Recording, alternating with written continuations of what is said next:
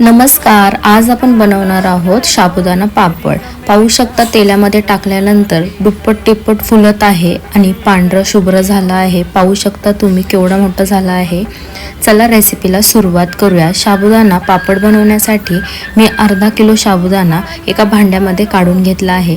आता स्वच्छ पाण्यात धुवून घ्यायचा आहे। धुतल्यानंतर त्यामध्ये पाणी घालून मुरवत ठेवायचं आहे एक रात्र।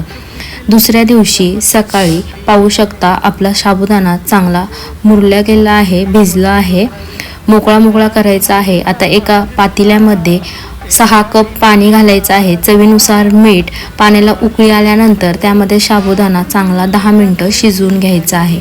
पाहू शकता अशा प्रकारे आपला साबुदाणा शिजल्यानंतर एका भांड्यावर काढून घ्यायचा आहे।